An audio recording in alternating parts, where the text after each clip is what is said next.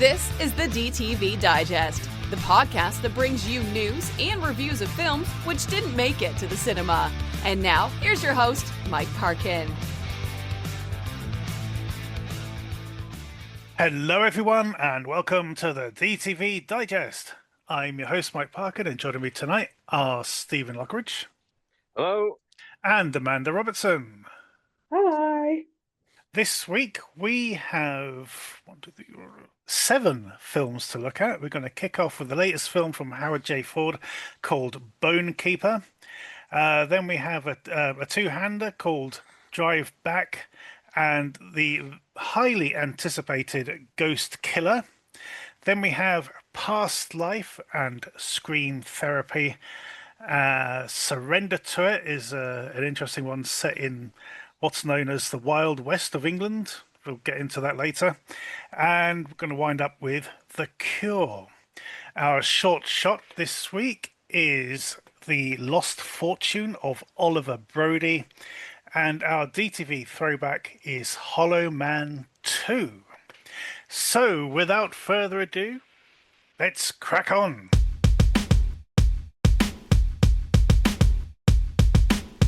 Our first film then is Bone Keeper.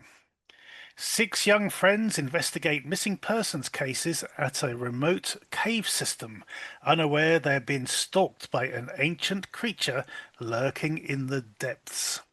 So, as I mentioned, this is the latest film from Howard J. Ford.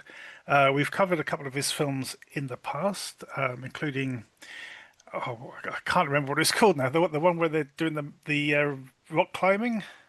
The Ledge? That's the one. The Ledge, yep. That was... Is that the one the girl is stuck and the guys are above her? Yes. Yes. Yeah, right. Okay. Yeah, I've seen that one. That was quite good. He's also got one called River of Death, which I haven't seen yet, but having seen the trailer, I'm really anticipating it. And of course, he did things like The Dead, which was a zombie movie set in South Africa, and its sequel, which was set in India, both very good. Also, an interesting one set in Morocco called Never Let Go, which was very good, apart from one really dodgy fight scene, which was terrible. So he's a director I like to look out for and get interested in anything he's got going on. I'm sort of 60-40 on this one, I think. It takes a while to find its feet. So we've got a very unnecessary prologue.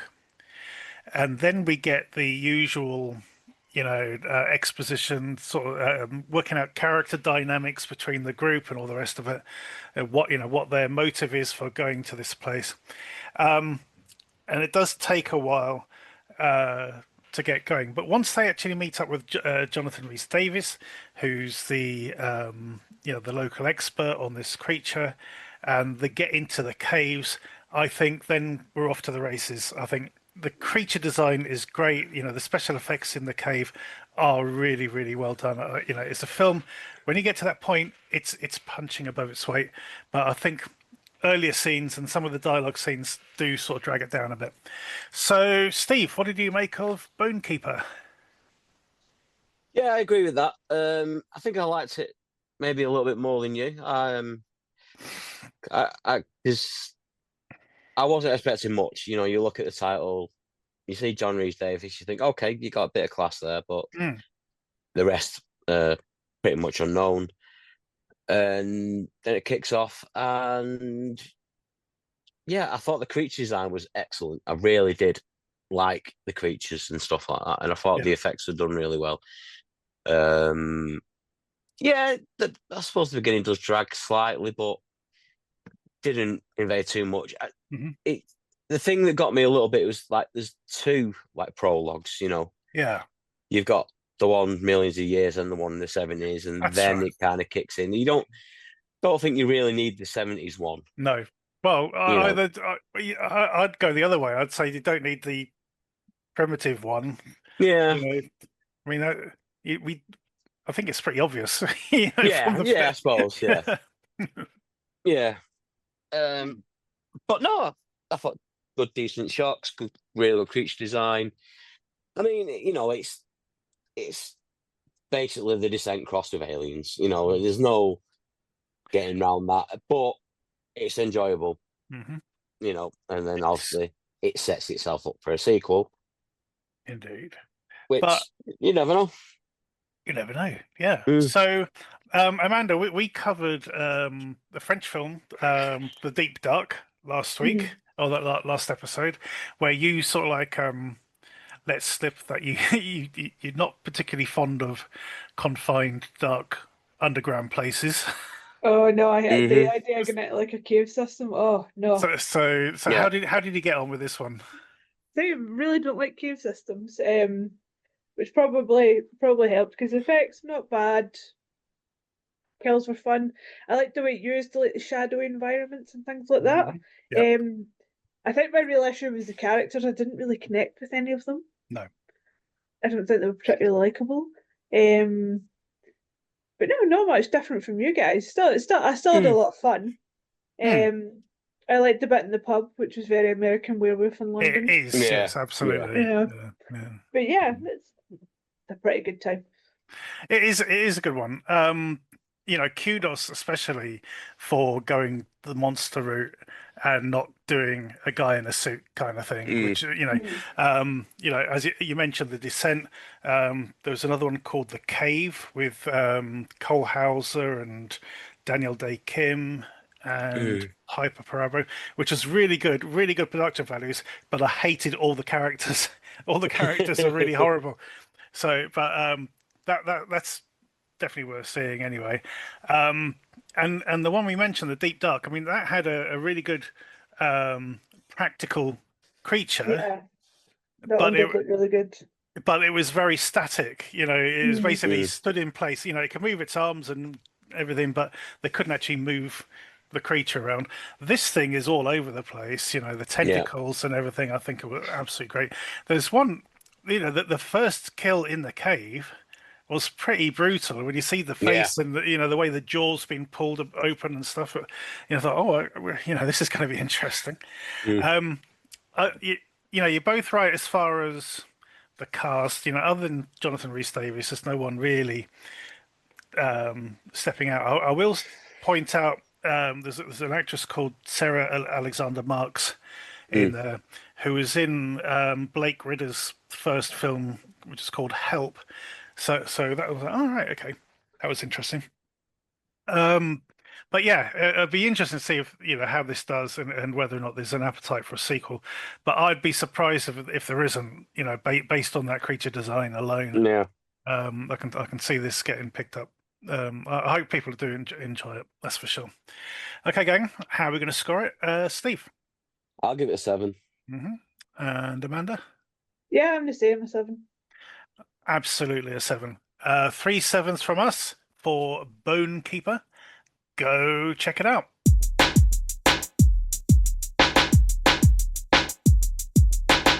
Our next film is Drive Back. A couple returning from their engagement party must escape a sinister and seemingly endless road. We've seen films like this before, sort of tackling this sort of idea, I'm sure. I did like a lot of the stuff they were doing in this, except the characters themselves. Why the fuck, guys, were these two people getting engaged? Because he knocked her up. He's knocked her up, I know, but you know, it's the 2020s for fuck's sake.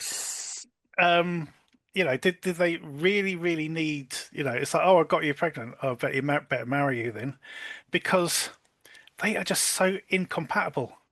You know, even before they get in the car, they're arguing and bickering with each other. It's like, oh my God, why are you even contemplating this? You know, why are their friends allowing them to do this? It's crazy. Yeah. So there's time travel stuff going on, or you know, some sort of time loop thing happening, and I like what they did there. I like the way they play scenes out from different perspectives. You know, which reminded me of it reminds me of other time loop films like the Spanish film Time Crimes. Yeah. You know, things like that, which I thought was very good.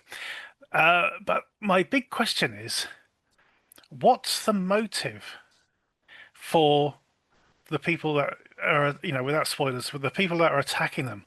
What the hell is their motive? I do not understand at all. No. There is nothing. Why? It's just bizarre. Maybe we could all escape or something. No, they're not even trying to escape by that point. It's very, very strange. Anyway, Amanda, what did you make of Drive Back? It's all right. It was nice looking. The horror stuff's really good. Some good gore, and all that sort of stuff. Yeah, and I'm not normally into jump scares, but they were pretty well edited. I think it's just there was a lot going on. There's like somebody's having an affair. There's a mass killer. There's flashbacks. There's a pregnancy, and it's like that's a lot. Maybe it just needed a little bit less. Maybe that's why nothing really connects.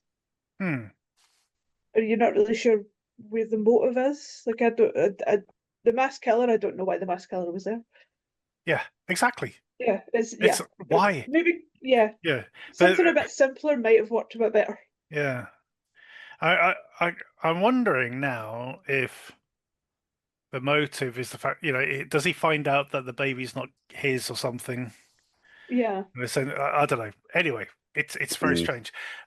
Steve, what did you make of this? Yeah, pretty much what you two guys said, because they are bits, and I mean, it starts off, they're on the road, and then you get the total cliche, well, let's stop off at a little mom and pop store, and they're always weirdos, or tell them to go this way, and that's what sends them off in that direction or whatever. And yeah, it's just a bit. I don't think it knows exactly what it wants. They don't know where it's going. It's all over the place, and it's very jumbled. Like I say, the coming back to scenes that happened earlier on, seeing them from a different perspective, or that works quite well. Or when they're like in the middle of an argument, as you're saying, when you said that, it's like, I never said that. Oh, that was an interesting bit as well. Where they keep sort of losing memories and things. Yeah, so they're like in a slightly different loop. Yeah. Than each other, and that was quite good. But it is. It's a bit. It starts getting a bit messy and jumbled, and the ending still. I was like, what? Yeah, it is very strange. Yeah. Okay, so this is directed by a guy called Cody Ashford. It's his first feature. He has done some shorts before, I think. It's written by a guy called John Sarrow, and it's also his first feature as well. So I think, that is showing a bit, where they're not quite figuring out what to do with this concept of theirs, really. I think it's more of it's like, this might be the only chance, let's shove everything in type thing, Yeah, absolutely. Of the cast, Whit Kunchik, who's the woman in it. She played a detective in a film called Reverence, which we covered a few episodes back. So good to see that. But other than that, it was interesting, but not good, I think is probably the way I think. And on that note, how are we going to score it, Amanda? I think I'd give it a 6. And, it's entertaining enough, but there was just too much going on. Yeah, barring the script, the technical stuff that's going on behind the camera, including the music, and some sort of gore effects and people being hung up from trees and that sort of thing. It looked very, very good. I just have an issue with motivation. I think either I missed a line or two, or they just went for it and didn't think anyone would notice. Steve, what are you going to score it? Yeah, I'm on 6 as well. There we have it. Okay, not a bad score. 666 for Drive Back. Go check it out.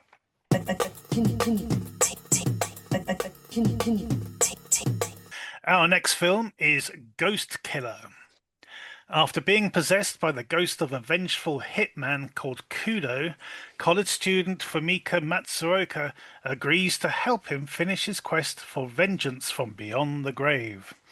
I think for those in the know, Amanda, this has been a very highly anticipated release. Yeah. It did get a limited cinema release as part of a Japan festival, and it was sort of toured around various art houses around the country. Unfortunately, I missed it when it did turn up to Nottingham, but I'm glad to have seen it. It's directed by Kensuke Sonomura, who did Bad City, which was one of my top 10 films from the year that came out. He also did a film called Hydra, which is sort of it's a lower budget film, but contains the similar style of sort of fight choreography that he's known for, from doing films like the Baby Assassins films, for example. And he's got the upcoming The Furious that he's also the fight coordinator for, and he's done a plethora of others. He's got a very indelible style. Yeah. It's kind of like, Timo Johanto. When you see a film, it's like it's a Timo film. You know that this is a Kensuke film. Yeah, I thoroughly enjoyed this. What did you make of it? Yeah, I loved it. I really loved that kind of style of choreo that he's been doing. Is that really kind of it shouldn't feel cinematic, but somehow manages to make it feel that way. I mean, you can tell they are just like knocking lumps out of each other. It's very defensive. It's very low at the ground. It's fast paced, but it's really great. I really loved the leads too. I think they bounce off each other really well. They had good odd couple stuff going on there. I really loved it when she has to he's taken over, but she has to shift in between them. Yeah. And she's done such a good job of making it two separate people. She She's does, so but as the film goes on, she gets her own sort of self-confidence with it as well, isn't it? Yeah. Which is really, really cool. Yeah, Kensuke Sonomura is the girl playing Fumika, and she's in the Baby Assassins film. She knows how to handle herself. Yeah. Not as much as her counterpart in the Baby Assassins films, but she can certainly move. I mean, they did a good job of phasing her out. So we're watching Kudo taking on people, but at the same time we know it's her kind of thing. When it gets sort of very physical. But it is a very interesting style of fighting, as you say. There's a lot of grappling, there's a lot of moving around, looking for those weak spots and things like that. It is literally furious sort of fighting, and it is just non-stop. It is absolutely crazy. Especially you got two people who are more or less equally matched. Just going at it. It's absolutely crazy. But yeah, no, it's a lot of fun. It's little things as well. When her friend, her friend's boyfriend turns up, and she steps in, and as Kudo points out, going, I'm not the one who grabbed him. That was you. You're the one who's got that sort of courage, this sort of thing, to step in and get involved, which, is just a nice little sort of character beat. I liked it. So, yeah, how are you going to score it? I give this a 9. A 9? Yeah. Jesus. I loved it that much. All right. Well, I certainly loved it. I'm going to give it an 8. Definitely worth checking out. Yeah, if this is your first introduction to Kensuke Sonomura's work, I hope you enjoy it. And if you like this, check out Bad City. Check out the Baby Assassins films. The Eye for an Eye films. There's just loads. There really is. Yeah, I think this one's probably a good one to start with. Yeah. Because I think it has a good balance of the action and comedy that he's got. Because like Baby Assassins, I know people aren't really into the comedy, and there's a lot more of it. But this is a good place to start with it. I'm eagerly waiting to see the third Baby Assassins film at the moment. Oh, have you not seen it? It's so good. Yeah. It's a little more serious and action-based, but it's very good. Yeah, so I've heard. Yeah, Kensuke Sonomura, she was also in a film called Mag Mag, which is a Japanese horror movie that Rich and I saw at Mayhem last year. That's very good. If it ever gets a proper release over here, check that one out. Very good film indeed. So there you have it. It is an 8 and a 9 for Ghost Killer. We highly recommend you go check this out. Our next film is Past Life. Jason doesn't believe in reincarnation until hypnosis reveals that he may have been a killer in his past life.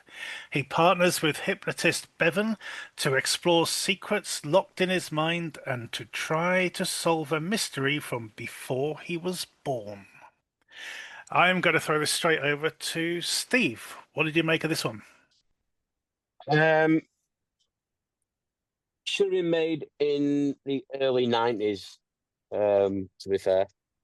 It's something that we've seen so many times before.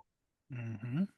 I thought the performances were quite all right. I mean, although a lot of people don't like Jeremy Piven, but to be honest, I think that's more to do with him being an entourage and the people just think his characters. He's that character. He is you the know character. What I mean? Yeah. Yeah, you know, but I don't mind him too good. He's pretty good in this, but it's obvious they didn't have him for the whole time because 3/4 of the way through he just disappears, and he's not in like the last half hour at all.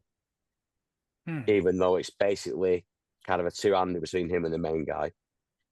But it's one of them, you know. Oh, I can see through the killer's eyes through hypnosis, blah blah. You know, I mean, it's something that's been done. Well, not to death, but it's been done before. It just kind of reminds me of like something from the early 90s, like Dead the Again. Yeah, or the Ali Sheedy movie Fear. All right, yeah. You know, something like that. And then at the end, you've got the twist and then the other twist, you know, and it's like, right, guys, you're stretching here. And the whole, you know, pixie lot, you know, the pregnancy and stuff like that. It just, that bit was stretching it a bit, I think. I don't think that was needed, really. But yeah, overall, it was all right. But one of the weird things is it's filmed not far from, it's filmed in Stockport, a lot of it. Oh, yeah. For some reason. Yeah, which I thought was pretty weird. With Jeremy Piven roaming around Stockport. Stranger things have happened, yeah. Well, yeah, I know, but you know, it's only half an hour away. Yeah.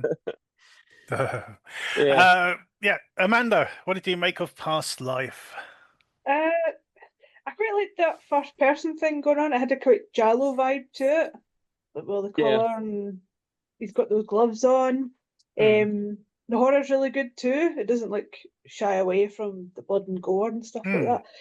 But I think that's probably where it's at its best, when it's getting into those kind of weird dreamy moments. Other than that, I wasn't that into it. I don't know why. It was just like, oh, okay, maybe it's because it has been done before and done to death. Yeah. But yeah, nice looking, but not much else going on for me. It's you know, having read the synopsis, you know, I did not expect to get a prologue set in Syria. As an opener. That was a bit random as well. It was very random, and especially Syria, because I'm not sure they execute journalists, you know, unless they were captured by ISIS or something, you know. But anyway, you know, reasonable setup, and then obviously that is the psychotic break that he needs for when he's put under hypnosis. It starts unlocking weird shit. Yeah, so that was kind of interesting to a point. It's directed by a guy called Simeon Halligan, Now he is the festival director for Grimfest up in which is the horror festival up in Manchester. He has directed a few films before. There's one film I am interested in seeing called White Settlers. The reason I'm interested is because it stars Pollyanna McIntosh, who was in The Woman, The woman, yeah. and among other things. So I'm interested in that. I liked that they tried to do something with, to make a twist at the end. I thought that was interesting. I'm not sure if it works. I'm not sure if the information's there to go back to go, oh yeah, I can see how it all fits now. I don't think that's there quite there. I mean, it just threw me a bit. But yeah, the gore, as you say, that there is a nod to sort of giallo style films. It also reminded me of Strange Days because there's a scene in that where we see the killer sort of putting on his balaclava, and you're seeing everything from his perspective. So there is that sort of element as well. It's it's okay, I think. At the end of the day, I think the good balances out with the not so good. Mm. How are we scoring it, Amanda? I'd probably give it a 5. And Steve? Yeah. 5. Yeah, I'll go 5. I'm going to join you both on a 5. So 3 5s then for Past Life. Go check it out. Our next film is Scream Therapy. 5 friends struggling in their lives head to the desert for a girls' weekend of restorative scream therapy. Their vacation takes a sharp turn when they cross paths with a cult of incels who are on a very pressing human sacrifice deadline. I'm going to throw it straight over to you, Steve. What did you make of Scream Therapy? Right, it's very uneven.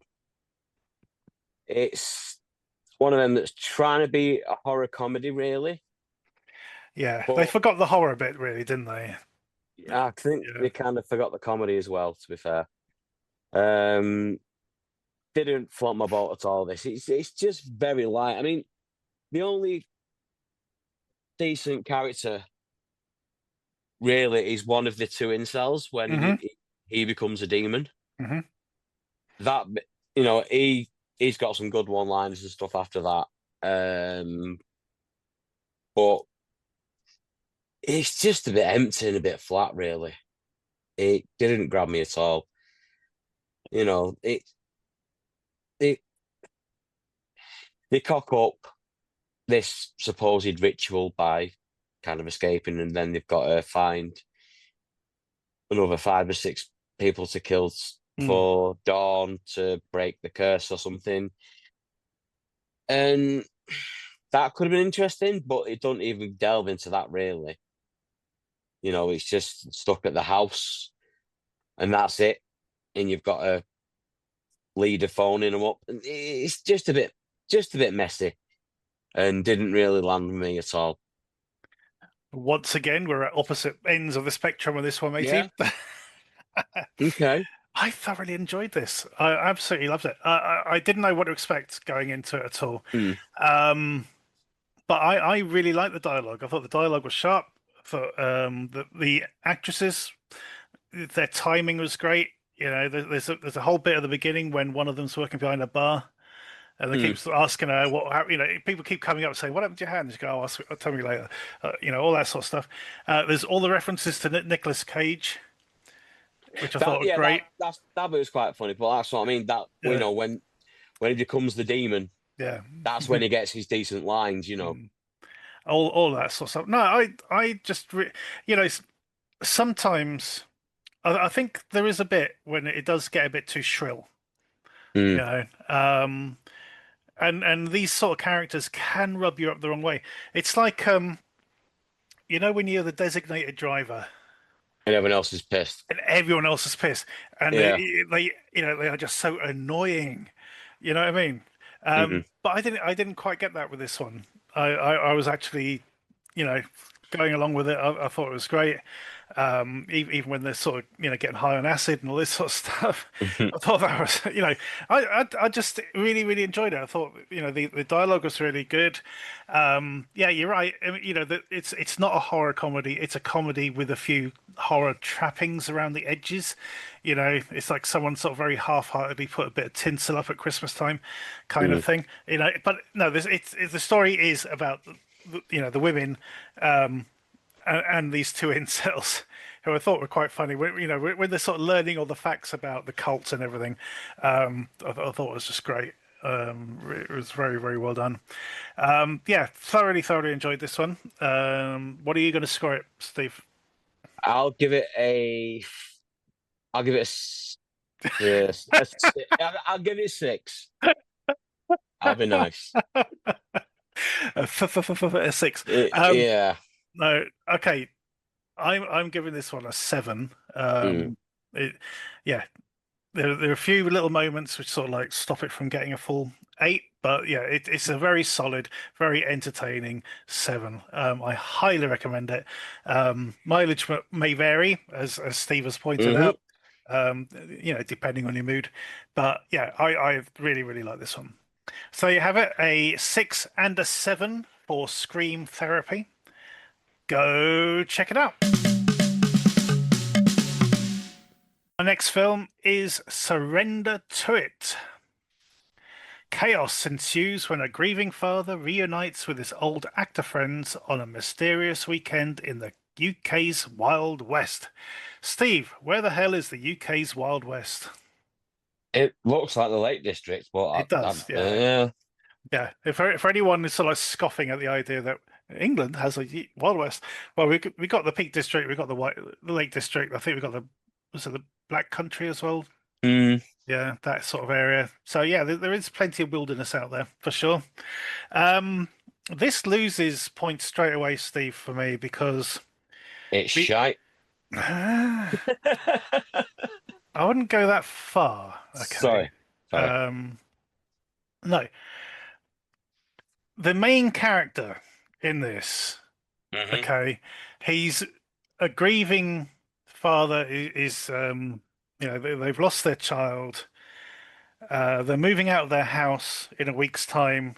He's supposed to be helping his partner, his wife, pack all their stuff so they can get out.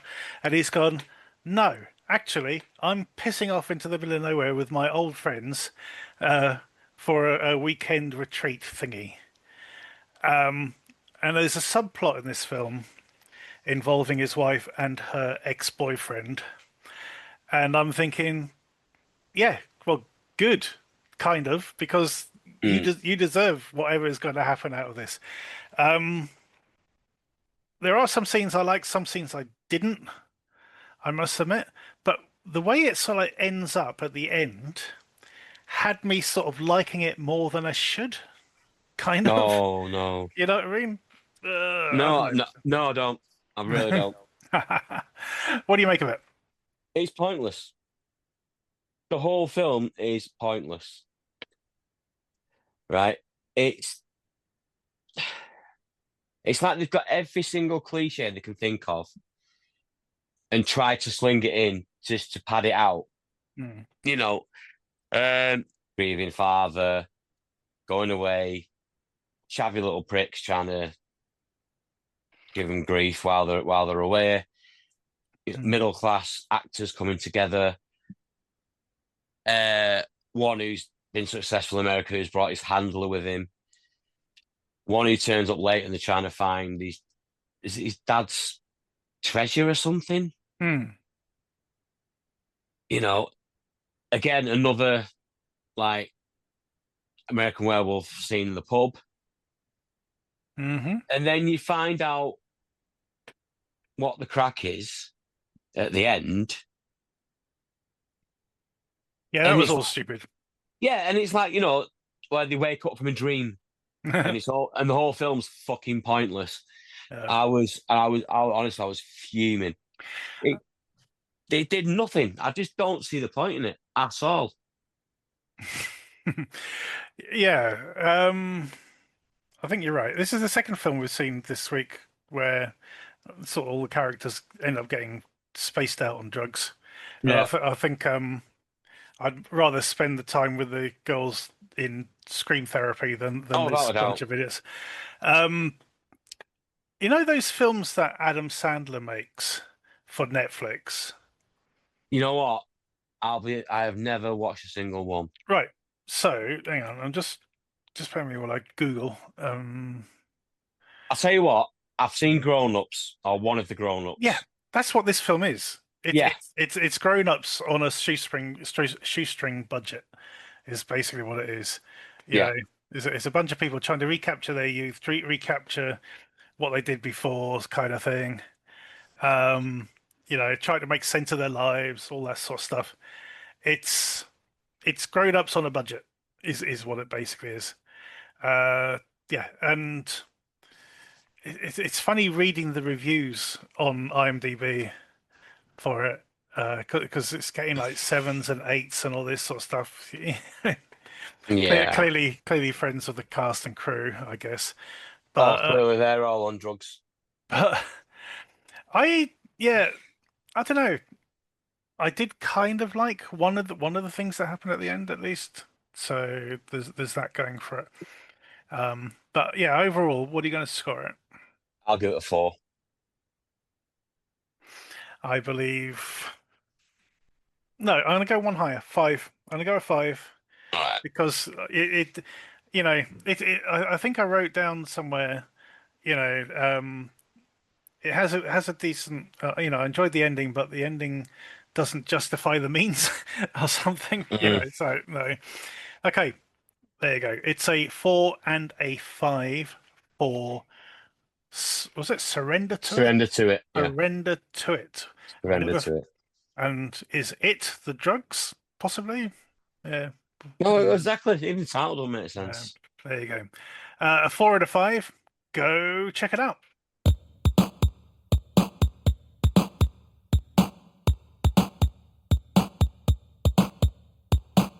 Our final main review is The Cure. Ali Braun, a 16-year-old adopted girl with a mysterious illness, discovers her biotech billionaire parents are harvesting her blood for sinister reasons. That gives way too much away. Yeah, I think it does. It really does. I don't know how else you could say it though. This is a very good-looking film. You know, That is. it's got a great location. You know, which does sell the idea that this is a bloody rich family. You know, I think the you know that whole complex they're living in is pretty damn amazing. I like the two leads, Samantha Cochran and Sydney Taylor, who play Ali and Brooke. I thought they did good. Ashley Greene plays the mum. Can't remember who plays the dad. And again, it's something we've kind of seen before, but I think the production values help it a lot and sell this. And the two young actresses do a very good job of sort of bonding, falling out, bonding, you know, discovering little clues and things like that. So I really did like this one overall. What did you make of it? I did quite like it. I think the acting's probably the strongest point. I think the two Hmm. girls are great. They're really engaging. The mum and dad, I think they were really great as well. They were pretty menacing. Hmm. I think its main problem was the pacing was a little off, so it meanders a little too long. Yeah. And it's a little bit repetitive. There's a lot of the same. They're doing the same things over and over. Hmm. The twist, it feels a little bit tacked on at the end, although I'm not really sure where else you could go with it. Yeah. Um, It's an yeah, interesting ending, isn't it? Because basically she's doing the same as what her parents did, but yeah, sort of on her own terms, kind of thing, which yeah. is kind of interesting. Um, yeah, the setting, you know, because it it establishes, you know, how rich the family is and everything, and how isolated she is, not only just because of her illness, but probably because of the trappings of wealth as well. So, you know, the environment that she's in feels kind of alien and, you know, slightly off kilter anyway. Mhm.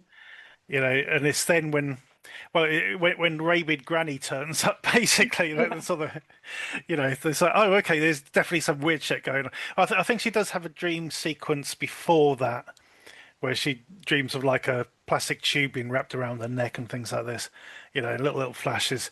But yeah, rabid granny turning up, that's when the things start, the clues Yeah. start, the shoe drops, basically.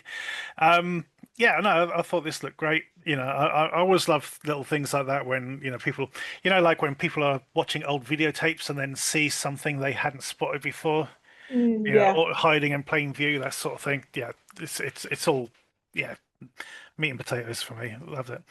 Not really a lot more to say on it because we don't want to sort of spoil it too much. We've already given away Yeah. too much in the funny synopsis. Damn you, IMDb. Right. How are you going to score it? I'd probably give it a 7. It was entertaining enough. It just took a little bit too long to get where it's going. Yeah, I'd give it a 7. You do need to stick with it a little bit early in, because there's a little, putting her illness aside, it's a bit like, oh, woe is me, I'm so rich. Yeah. There's a bit of sort of disconnect. But even when Brooke starts to visit, it's like, oh, my parents are paying you to visit me. That's like great. So it's never really, you never really sort of show where things lie. But yeah, it works. You stick with it a little bit. Get to the rabid granny, you'll have a great time. There we have it. 2 sevens for The Cure. Go check it out.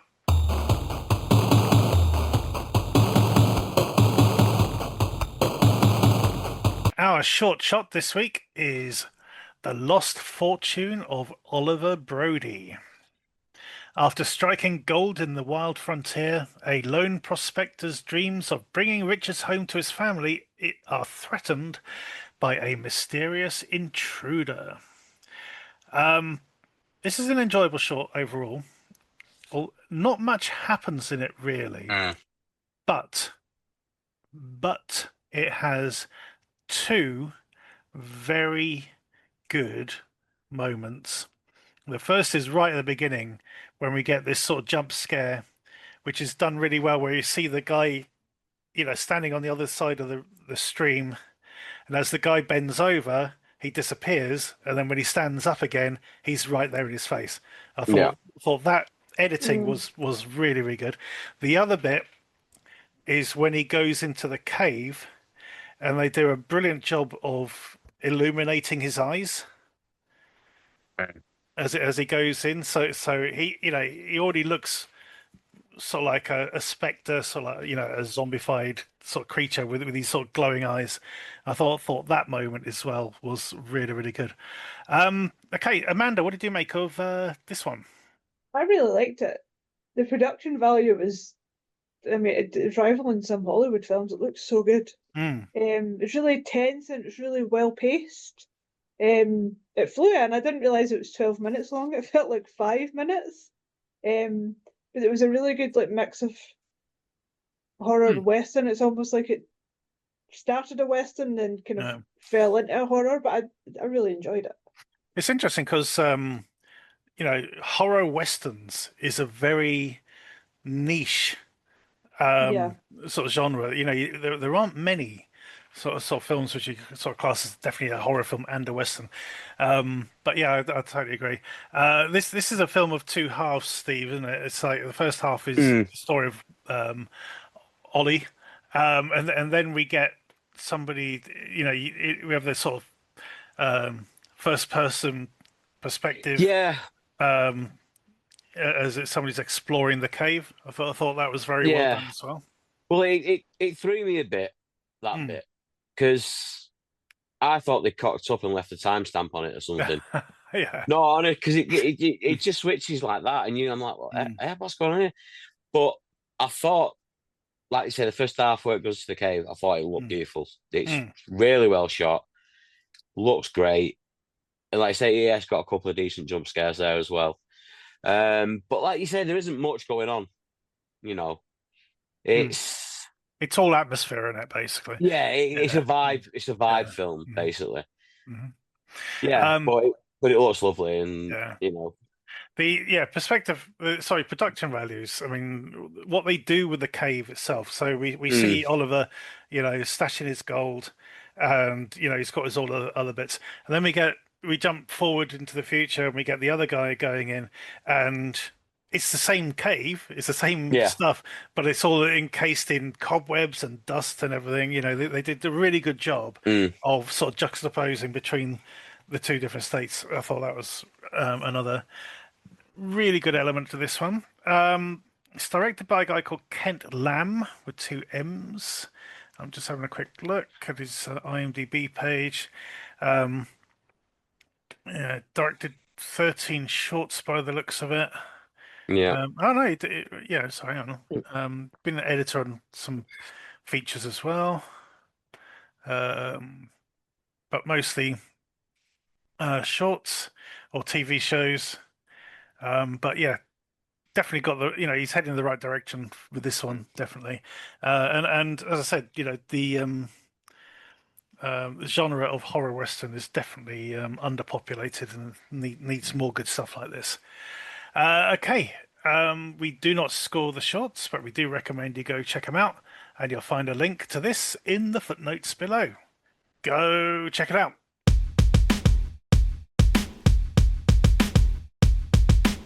Our DTV throwback this week is Hollow Man 2.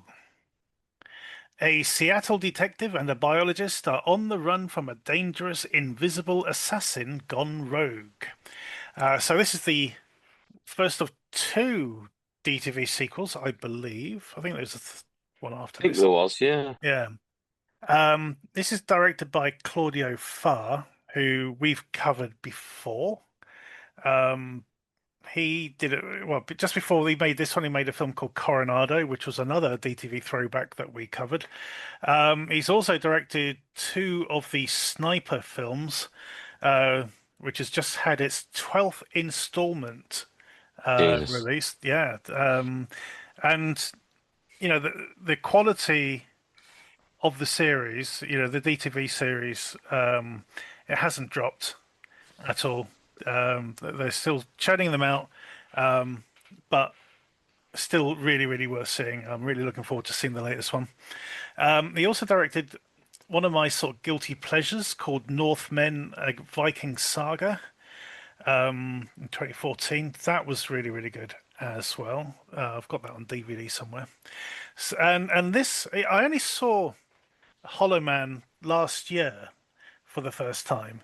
I saw it as part of a sort of film challenge that I did to watch, first watches and stuff, and I thoroughly enjoyed that.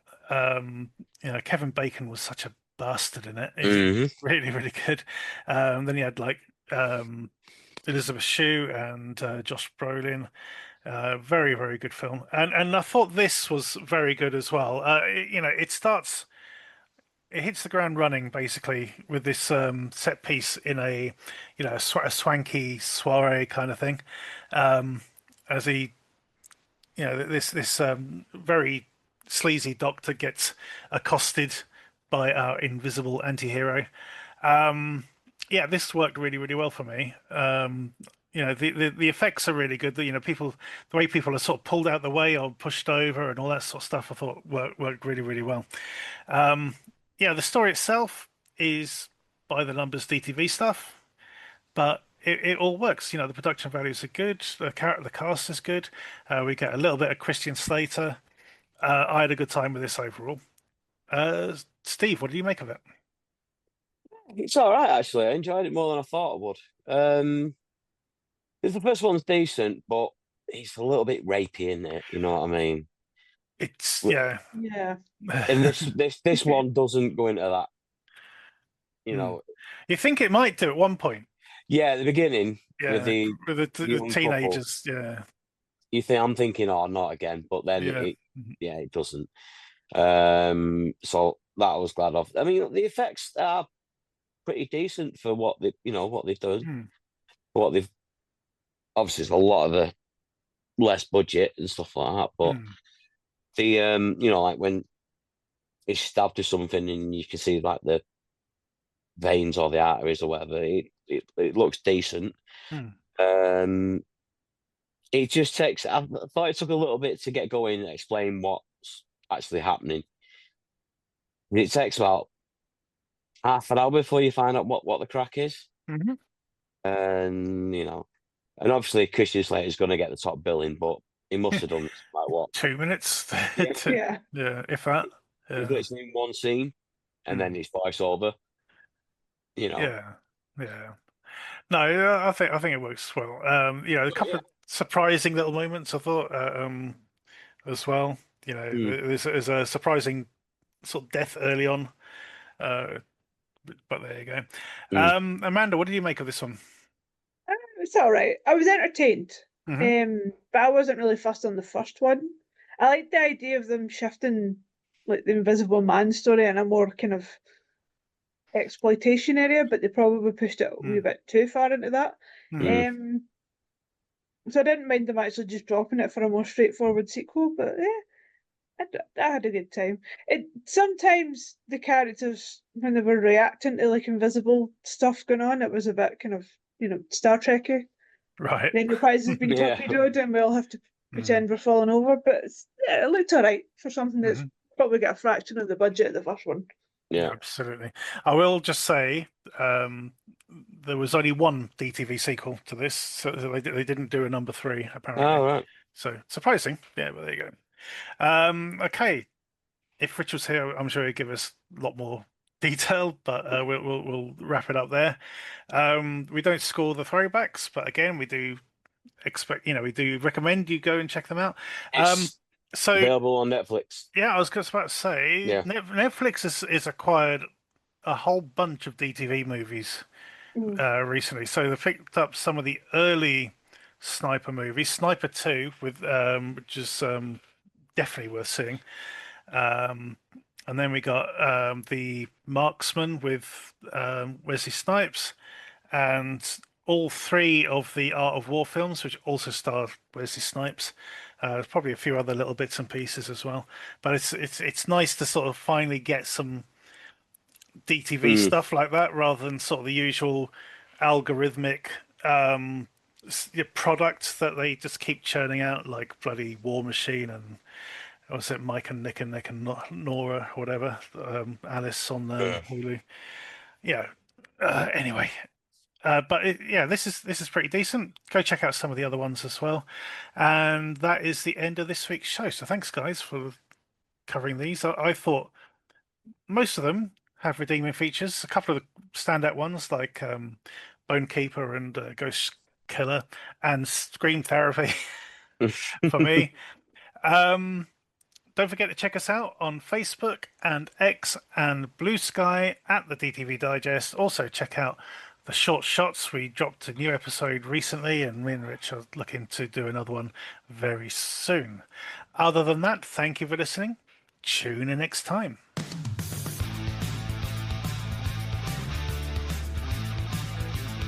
Thank you for listening to the DTV Digest. Let us know your thoughts in the comments and tune in again next time.